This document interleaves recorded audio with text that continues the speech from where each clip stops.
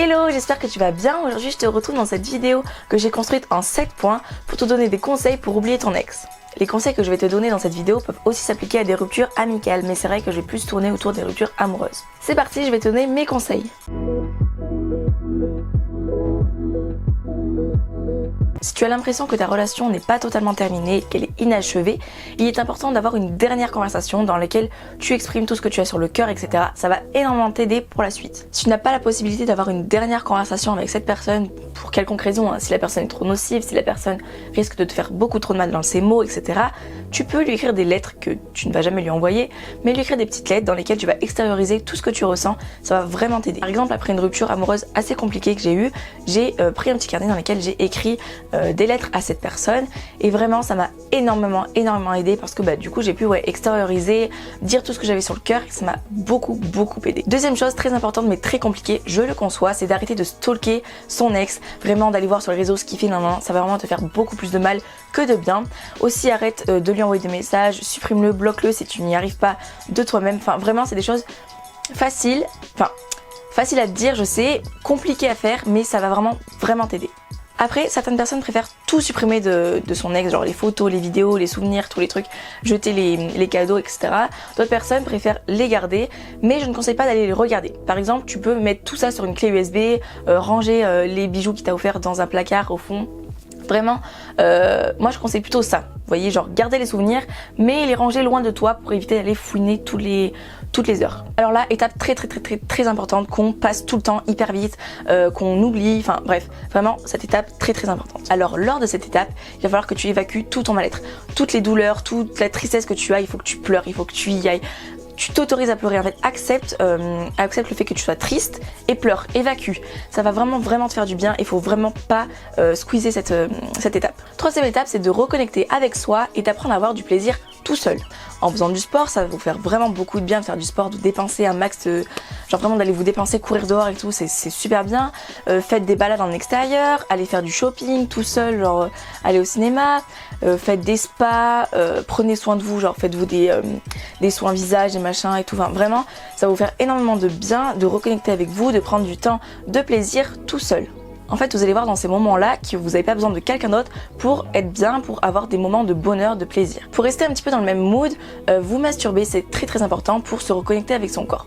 Pourquoi ? Parce qu'en fait, vous avez l'habitude de coucher à deux, ou à plusieurs, mais avec votre partenaire en fait, et du coup, vous oubliez un peu la masturbation, les plaisirs solo. Et quand vous allez vous masturber, vous allez voir que vous aussi, vous pouvez vous apporter du plaisir. Et aussi, ce qui est aussi cool, c'est que en vous masturbant, vous allez sécréter des hormones du plaisir et donc vous faire ressentir du bien-être. Autre conseil, faites-vous un emploi du temps dans lequel vous intégrez des projets, des choses que vous vouliez faire, que vous aviez un petit peu oublié lorsque vous étiez en couple, vous avez mis de côté puisque vous étiez en couple, etc. Vraiment, ça peut être très intéressant de se trouver des nouvelles passions, des nouveaux projets, des choses en fait à faire, des objectifs à atteindre en fait autres qu'un couple. Quatrième étape, allez voir vos amis, passez du temps avec vos amis, c'est très important. Peut-être que vous n'allez pas en avoir envie, mais c'est très important de passer du temps avec vos amis pour vous déconnecter un petit peu de ce mood de rupture. Voilà. Mais il ne faut pas oublier quand même de passer avant par l'étape évacuation de la tristesse, etc. Genre ne sautez pas directement sur vos amis. Prenez du temps pour vous et ensuite allez voir vos amis, bougez, faites des activités avec eux pour penser à autre chose. Certes, il est important de déconnecter avec la rupture, etc. en parlant à vos amis d'autres choses, mais c'est aussi important de leur en parler de cette rupture. Genre, ils sont là aussi pour vous écouter lors des moments de rupture, lors des moments où vous n'allez pas bien. Ça peut vous aider en fait à mettre des mots sur ce que vous ressentez. Ils peuvent vous aider à voir le bon côté des choses, etc. Mais attention, je le dis vraiment très fort, il ne faut pas que vous montiez la tête tous ensemble à critiquer la personne avec qui vous étiez. Ça va vraiment rajouter que du mal-être et que de la négativité en fait à cette rupture. Ça va pas apporter du positif. Cinquième étape, un petit peu compliquée mais qui marche de ouf, c'est de faire une liste des choses positives que vous a apporté cette rupture. Par exemple, votre ex il était allergique aux œufs, maintenant vous pouvez en manger. Des choses tout con, hein. Votre ex n'aimait pas trop que vous mettiez des décolletés, maintenant vous pouvez en mettre à balle. Quoi d'autre, vous pouvez voir plus vos amis, votre famille, enfin plein de petites choses positives en fait que vous a apporté cette rupture. Sixième chose, c'est pas vraiment une étape, c'est pas vraiment un truc pour oublier son ex, mais je vous le dis parce que c'est tellement important, c'est de ne pas, mais vraiment, mais mettez-le dans votre crâne, ne pas avoir de relation pansement. Pourquoi ne pas avoir de relation pansement ? Première chose, vous allez faire souffrir le pansement. En effet, cette personne peut tomber amoureuse de vous, vraiment, enfin bref, vous allez la faire souffrir parce que vous n'allez pas être à fond dans cette relation, enfin bref. faites pas ça pour cette personne. Et deuxième chose, en fait, vous allez vivre dans le déni, c'est-à-dire que vous allez vivre votre best life avec cette personne pansement, vous allez oublier l'autre, vous allez le mettre dans un placard et un jour, le déclic, en fait cette personne vous allez vous dire putain j'ai pas fait les étapes de l'oubli et en gros il est encore dans ma tête et je suis encore amoureuse de cette personne et c'est horrible parce que je sais pas comment faire, genre je suis perdue, maintenant j'ai ce pansement, enfin bref ça va vous remettre dans une galère totale, vous allez être mal. Ce n'est vraiment pas une solution d'avoir une relation pansement. Septième point et le plus important selon moi, c'est le temps.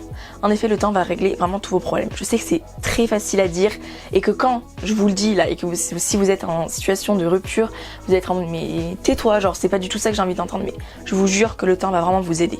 Certaines relations, vous allez les oublier en quelques jours, en quelques semaines, en quelques années, mais ne vous inquiétez pas. Avec le temps, ça va vraiment s'estomper, vous allez oublier en fait vos ex, vraiment je vous l'assure, je vous le jure, vous allez oublier vos ex avec le temps. Personnellement, il y a des relations que j'ai totalement oubliées, alors que quand j'étais à la rupture de ces relations, j'étais au bout de ma vie, je me disais que j'allais jamais remonter la porte, mais si.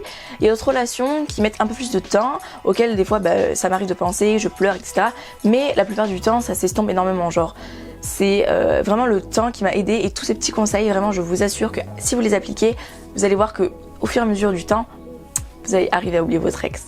Si tu as des conseils pour oublier ton ex, n'hésite vraiment pas à les mettre dans les commentaires. Je pense que ça pourrait aider énormément de personnes. Je pense que sur Instagram, je vais aussi faire une story partage de stickers où vous allez me donner des conseils et je vais les partager à tout le monde. Je pense que ça va être très bien. Donc suivez-moi sur Instagram, Sexolologie, voilà, je vous le mets là. Aussi, je fais sur Instagram des IGTV, d'autres contenus, etc. Donc suivez-moi. Il y a plein de choses. Là, j'espère que mes conseils vont t'aider. J'espère que tu vas ressortir de cette rupture beaucoup plus fort, beaucoup plus forte. Voilà, je te fais de gros bisous et je te retrouve très vite dans une prochaine vidéo. Ciao!